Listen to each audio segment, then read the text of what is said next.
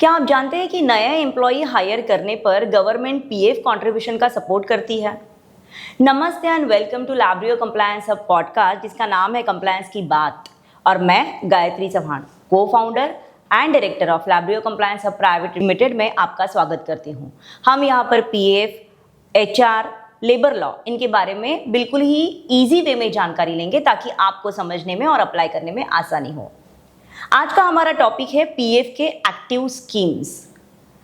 पीएमवीबीआरवाई scheme जो government ने launch की है, इस स्कीम का ऑब्जेक्टिव ये है कि नया एम्प्लॉयमेंट जनरेट करे और एम्प्लॉयर को फाइनेंशियल सपोर्ट करे।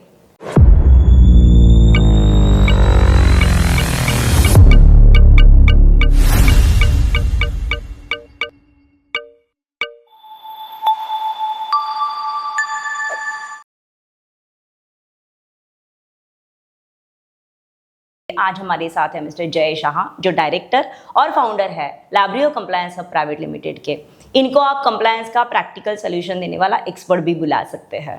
हम शुरू करते हैं कंप्लायंस की बात जय और गायत्री के साथ। हाय जय। हाय जय, आज अभी जो एक्टिव स्कीम चल रही है पीएमवीबीआरवाई, उसके बारे में हम जानकारी लेने वाले हैं। सबसे पहले तो बताइए कि पीएमवीबीआरवाई स्कीम का ऑब्जेक्टिव क्या है। ऑब्जेक्टिव बहुत क्लियर है, जो आपने स्टार्टिंग में भी बताया, to give the incentive to the employees first time जो ज्वाइन कर रहे हैं, वर्कफोर्स आ रहा है इंडस्ट्री में, उसके लिए है। और सेकंड जो एस्टेब्लिशमेंट एम्प्लॉयमेंट क्रिएट कर रहा है, वो दोनों के लिए ये इंसेंटिव स्कीम है। इस स्कीम का ड्यूरेशन क्या होगा? ड्यूरेशन ये स्कीम का जो स्टार्ट हो रहा है दैट इज फ्रॉम 1 अगस्त 2025 से लेकर 31 जुलाई 2027 तक है फॉर नॉन मैन्युफैक्चरिंग यूनिट। और मैन्युफैक्चरिंग यूनिट के लिए और 2 साल इसमें ऐड होंगे, यानी मैन्युफैक्चरिंग के लिए 4 इयर्स और नॉन मैन्युफैक्चरिंग के लिए 2 इयर्स है। ड्यूरेशन स्टार्ट पीरियड है that is from the 1 August 2025 दोनों के लिए। एग्जिस्टिंग एस्टैब्लिशमेंट और न्यू एस्टैब्लिशमेंट, ये क्या है फर्क? हाँ, ये स्कीम के अंदर क्या होता है गायत्री, कि ज़्यादातर जो ऑर्गेनाइजेशन है वो ये स्कीम को स्टडी करना बहुत ज़रूरी है। क्या होता है, इसमें जो डेफिनेशन दिया गया है वही इम्पोर्टेंट है। तो ओल्ड एस्टेब्लिशमेंट किसको बोलेंगे, कि जो भी एस्टेब्लिशमेंट 1 अगस्त के पहले है, 1 अगस्त 2025 के पहले है, उसको ओल्ड एस्टेब्लिशमेंट यानी एग्जिस्टिंग में आएंगे। और न्यू एस्टेब्लिशमेंट जो भी ऑर्गेनाइजेशन, जो भी एस्टेब्लिशमेंट 1 अगस्त 2025 के बाद ईपीएफओ में रजिस्टर्ड हुए, उसको न्यू एस्टेब्लिशमेंट, और उसके पहले वालों को ओल्ड एस्टेब्लिशमेंट या एग्जिस्टिंग एस्टेब्लिशमेंट बोलेंगे। What is base line? हाँ, ये क्या है, डेफिनेशन दिया गया है कि बेस लाइन का, बेस लाइन यानी क्या है कि आपका जो लास्ट 12 मंथ्स है दैट इज बिफोर 1 अगस्त 2025 के पहले 12 मंथ्स, प्रीवियस 12 मंथ्स का एवरेज जो भी आपने ईपीएफओ में कंट्रीब्यूशन पे किया गया है, काउंट, एम्प्लॉय काउंट का, उसको बेस लाइन बोला जाएगा। फॉर एग्जांपल कि आपका 31 जुलाई 2025 से पीछे 12 महीने आपको जाना है, प्रीवियस 12 मंथ्स, और आपने जितने भी कंट्रीब्यूशन ईपीएफओ में किया है एम्प्लॉयज का, उसका एवरेज आपको लेना है। So that is called the base line. उसमें बेस लाइन में 2 ऑप्शंस दिए है। बेस लाइन एक, जो ऑर्गेनाइजेशन, जैसे मैंने बोला कि ओल्ड ऑर्गेनाइजेशन, तो जो एग्जिस्टिंग एस्टेब्लिशमेंट है वो कैसे रहेंगे, कि भाई ऐसा हो सकता है कि कोई एस्टेब्लिशमेंट है वो ऑलमोस्ट 5 साल से है, तो उसका 12 मंथ्स का आप इजीली बेस लाइन निकाल सकते हो। पर जो एस्टेब्लिशमेंट अप्रैल 2025 में ही स्टार्ट हुआ है, तो उसका क्या एवरेज होगा, तो फिर अप्रैल से लेकर 31 जुलाई 2025 तक का जो होगा वो एवरेज बेस लाइन लिया जाएगा। And for the new establishment उसका जो बेस लाइन है वो 20 एम्प्लॉयज ही रहेंगे। मिनिमम 20 एम्प्लॉयज के बाद ही फिर उनको बेनिफिट मिलना स्टार्ट होगा, तब तक उनको नहीं बेनिफिट मिलेगा। ओके, मैंने काफी सारे अलग अलग टर्म सुने हैं एम्प्लॉय के। यस, तो वो मैं डेफिनेशंस 1 बाय 1 आपसे जानना चाहूंगी। जैसे फर्स्ट है न्यू एम्प्लॉय। हाँ, अब यहाँ पर यही सबसे इम्पोर्टेंट चीज़ होती है कि लोग जो मैं एग्जांपल अभी देता हूँ कि न्यू एम्प्लॉय, अगर स्कीम के अंदर आप जाओगे ना, तो न्यू एम्प्लॉय का डेफिनेशन क्या है। New employee means employee who join the establishment. New employee का अगर आप डेफिनेशन देखोगे तो वहाँ पर क्या लिखा गया है, the employee who join the organization on or after 1 August 2025। तो जैसे आपने बोला कि स्कीम लेने के पहले है ना डेफिनेशन बहुत इंपॉर्टेंट है। अब यहाँ पर प्रॉब्लम क्या हो जाती है कि वो लोग समझ ही नहीं पाते कि ये डेफिनेशन क्या है। तो न्यू जॉइनर का जो डेफिनेशन है वो बहुत क्लियर है, that is the employee who join the establishment on or after 1 August 2025।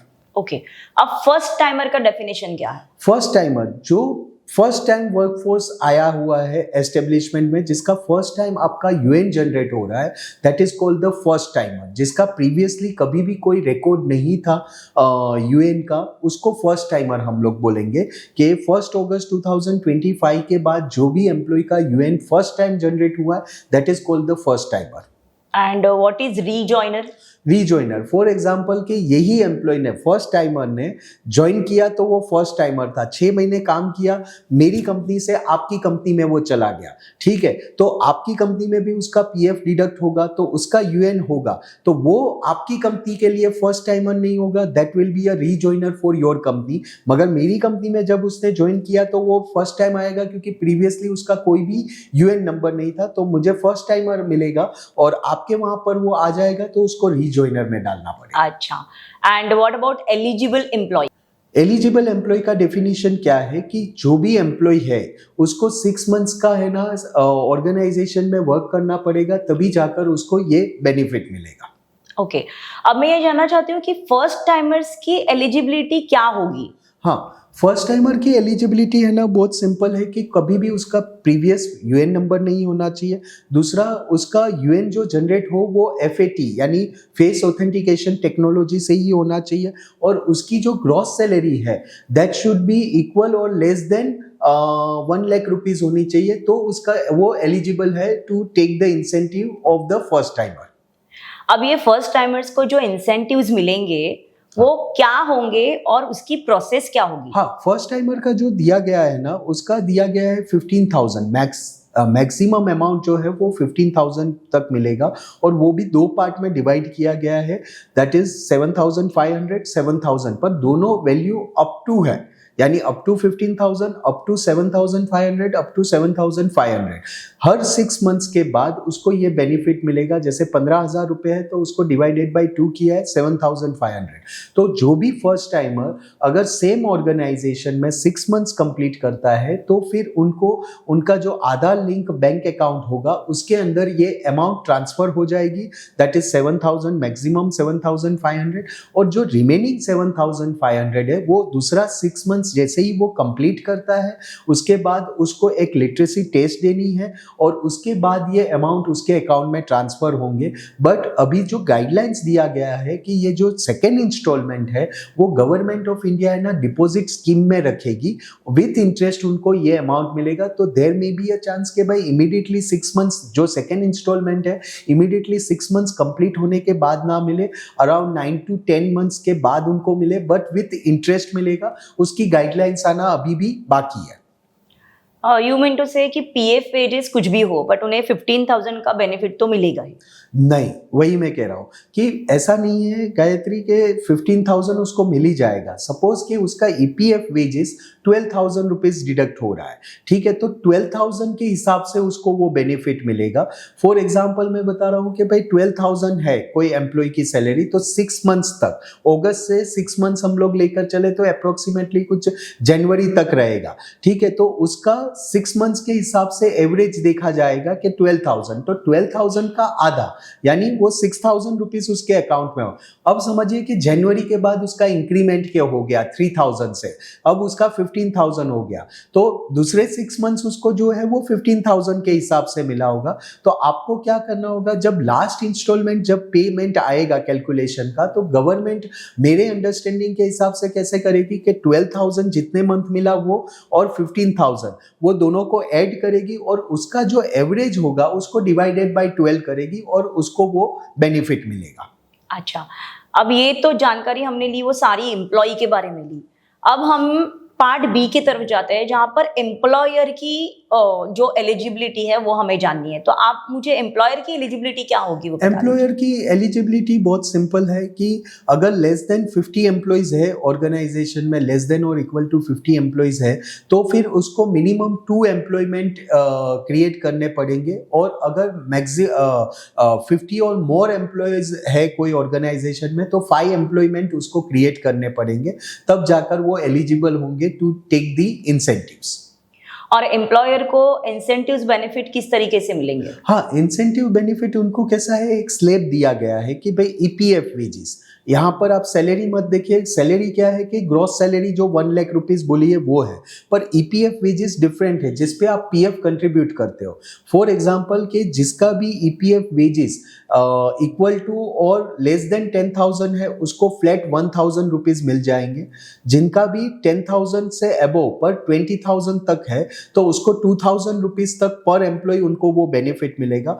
Last slab जो दिया गया है दैट इज 20,000 टू 20,000 प्लस से लेकर 1 लाख रुपीज तक है, उसको 3,000 रुपीज तक का एम्प्लॉयर को बेनिफिट मिलेगा। इनडायरेक्टली क्या है कि आप जो 12% पे कर रहे हो ना, वो वापस आपको है ना रिफंड हो जाएगा। तो आप जो भी एम्प्लॉयमेंट इंक्रीज कर रहे हो उसका बेनिफिट 12% का बर्डन है ना, ये स्कीम के अंदर ईपीएफओ ने कम किया है, गवर्नमेंट ऑफ इंडिया ने ये स्कीम के अंदर कम किया है, वो आपको रिफंड मिलेगा। अच्छा, तो अगर एम्प्लॉयर एवरी मंथ कंट्रीब्यूशन कर रहे हैं तो उनको इंसेंटिव्स भी एवरी मंथ मिलेंगे? नहीं, उसमें क्लियर कट, जैसे मैंने बताया कि 6 मंथ्स का कंट्रीब्यूशन कैसे होगा, 6 मंथ्स में बेनिफिट मिलने वाला है। जैसे ये 2 साल की जो स्कीम है, तो हर साल 2 बार ही उनको बेनिफिट मिलेंगे। ओके, 6 मंथ्स के बाद स्टार्ट हुआ है 1 अगस्त 2025 से, तो 6 मंथ्स हम लोग देखेंगे तो वो कंप्लीट हो रहा है 31 जनवरी 2026 को। तो ये जो 6 मंथ्स का है, पहले तो एवरेज जो बेस लाइन मैंने बोला गया था कि भाई 31 जुलाई 2025 को आपका बेसलाइन है 50 एम्प्लॉइज, तो आपको 2 एम्प्लॉयमेंट क्रिएट करनी है, तो एवरेज आपका दिखा जाएगा दैट इज फ्रॉम 1 अगस्त से लेकर 31 जनवरी 2026 तक आपका 52 एवरेज आना चाहिए। तो ये जो 2 एम्प्लॉय है उसका एज पर द स्लैब आपको बेनिफिट मिलेगा, पर 6 मंथ्स में एक साथ मिलेगा कि ये 6 महीने में ये जो 2 एम्प्लॉय का जो भी बेनिफिट आ रहा है वो एक साथ 6 मंथ्स का मिलेगा। सपोज के एक एम्प्लॉय है वो 1,000 रुपीज वाला है और दूसरा 2,000 वाला है, तो 3,000 रुपीज आपको पर मंथ है, तो 3,000 इंटू 6 मंथ्स यानी 18,000 रुपीज आपके अकाउंट में ट्रांसफर हो जाएंगे। जो भी इनकम टैक्स के साथ आपका अकाउंट रहेगा लिंक, उसके साथ आपको ये फंड ट्रांसफर हो जाएंगे। अच्छा, अभी ये जो एम्प्लॉयर को इंसेंटिव्स मिलेंगे वो टैक्स फ्री होंगे या टैक्सेबल होंगे? नहीं, वो गाइडलाइंस में अभी तक की जो गाइडलाइंस है वो टैक्सेबल अमाउंट है कि जो भी अमाउंट आएगा। यहाँ पर गायत्री कैसा है, थोड़ा सा बफिंग उन्होंने भी रखा हुआ है कि फॉर एग्जांपल ज़्यादातर जो इंडस्ट्रीज है और बीइंग अ कंसल्टेंट हम लोग ने भी देखा हुआ है कि जो पीएफ डिडक्शन है वो ज़्यादातर है ना 1,500 पे होता है, 15,000 पे होता है। तो 15,000 का 12% हम लोग करते हैं तो it goes to something 1,800 rupees होता है। पर यहाँ पर आप अगर स्कीम में देखोगे तो जो स्लेब है वो 20,000 यानी 2,000 रुपीज का मिलेगा। तो एटलीस्ट वो बफिंग है वहां पर, 1,800 की जगह पर आपको 2,000 रुपीज वो लोग वापस रिफंड करेंगे, पर अभी के लिए वो टैक्सेबल अमाउंट रहेगा। ओके, अभी आपने ये तो बता दिया कि कौन से एम्प्लॉयर इसका बेनिफिट ले सकते हैं, बट मैं ये भी जानना चाहती हूँ कि कौन से एम्प्लॉयर इसका बेनिफिट नहीं ले सकते हैं? जिस पे भी 7A इंक्वायरीज या इंस्पेक्शन अगर चल रहा है तो वो लोग ये स्कीम का बेनिफिट नहीं ले सकते। और आई विल जो भी व्यूअर्स इस पे देख रहे हैं उनको मैं रिक्वेस्ट करूंगा कि अगर ऐसा कोई 7A इंक्वायरी के आपके ऊपर चल रहा है, क्योंकि अभी मैंडेटरी कर दिया है, पीएफ ने भी ऑलरेडी स्कीम के अंदर डीम टू भी था, रजिस्ट्रेशन प्रोसेस नहीं था, मगर ये एडिशनल आ गया है। तो सबको पता है, सभी व्यूअर्स देख रहे हैं कि अब वो मैंडेटरी हो गया है। जब तक आप रजिस्टर नहीं करोगे तब तक आप आगे ही नहीं जा पा रहे हो, तो ये मैंडेटरी उन्होंने ईपीएफओ ने कर दिया है अचानक सा। तो यहाँ पर याद रखिए कि जिनका भी 7A चल रहा है वो एटलीस्ट एक लेटर और एक मेल कर दे रिस्पेक्टिव अथॉरिटी को कि सर हम पे ये 7A चल रहा है तो we are not eligible to take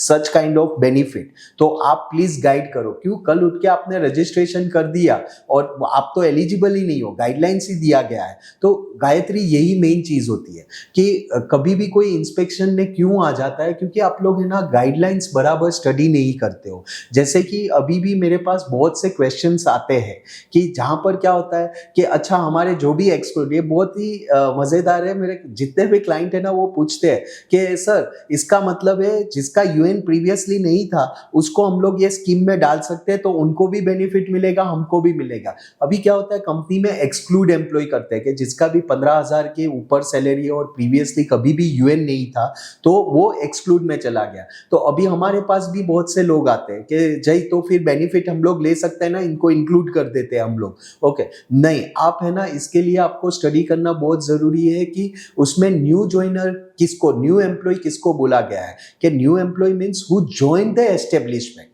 1 August 2025। आपके वहां पर जो एम्प्लॉय है उसने ऑलरेडी उसकी डेट ऑफ ज्वाइनिंग ही 1 अगस्त के पहले है, तो वो ओल्ड एम्प्लॉय में आएगा, ना ही के न्यू एम्प्लॉय में। तो इस टाइप की अगर कोई प्रैक्टिस कर रहा है तो 101% फ्यूचर में कभी भी इंस्पेक्शन आएगा तो आपको ये जो बेनिफिट लिया है वो बेनिफिट भी ले लेंगे और उस पर फिर अलग से पेनल्टी और डैमेजेस अलग से लगाएंगे। अच्छा, ये तो बहुत अच्छी बात बताई आपने। अब मेरा बहुत इंपॉर्टेंट एक क्वेश्चन है, क्योंकि ये हमारा ऑब्जर्वेशन है बीइंग एन कंसल्टेंट।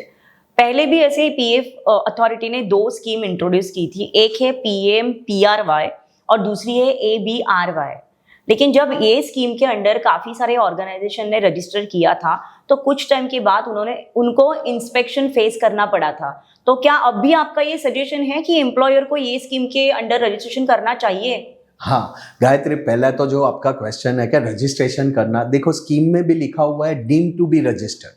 जो भी ऑर्गेनाइजेशन ईपीएफओ में है वो डीम टू बी रजिस्टर्ड है, बट तब भी ईपीएफओ ने वापस एक विंडो ओपन कर दिया है जहां पर उनको रजिस्ट्रेशन करना मैंडेटरी है।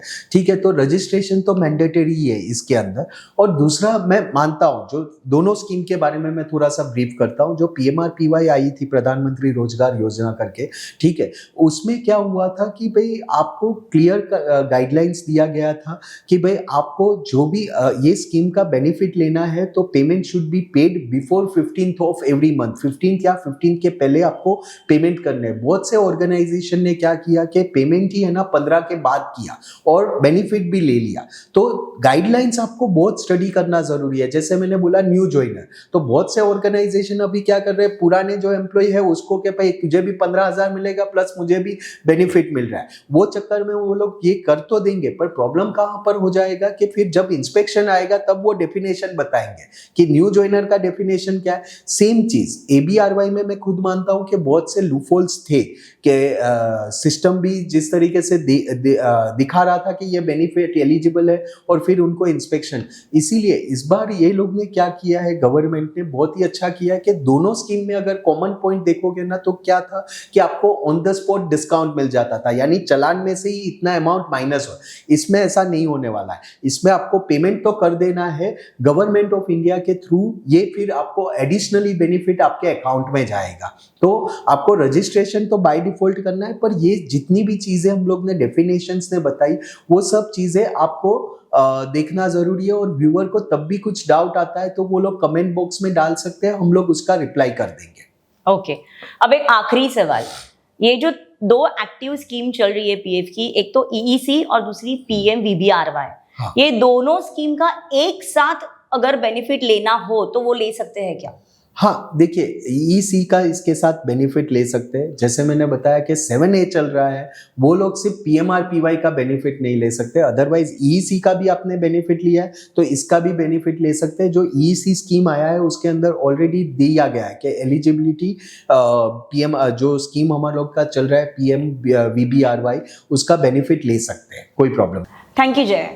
आज के हमारे इस एपिसोड का टेक अवे ये था कि पीएफ और ESIC जो भी स्कीम लाती है उन्हें अगर हम सही तरीके से समझें और सही तरीके से अप्लाई करें तो ऑफ कोर्स इसका सही तरीके का जो बेनिफिट होता है वो हमें ज़रूर मिलता है। अगर आज का एपिसोड आपको अच्छा लगा है तो लाइक, शेयर और सब्सक्राइब ज़रूर कीजिए। हम हमारी एक व्हाट्सएप कम्युनिटी चलाते हैं जहां पर लेबर लॉ से रिलेटेड नॉलेज शेयर करते हैं। अगर आप ये नॉलेज पाने में इंटरेस्टेड है तो हमारी कम्युनिटी ज़रूर ज्वाइन कीजिए। तब तक के लिए जय और गायत्री आपसे विदा लेते हैं। मिलते हैं हमारे नेक्स्ट एपिसोड में कंप्लायंस की बात जय और गायत्री के साथ। Thank you. Stay compliant, stay informed.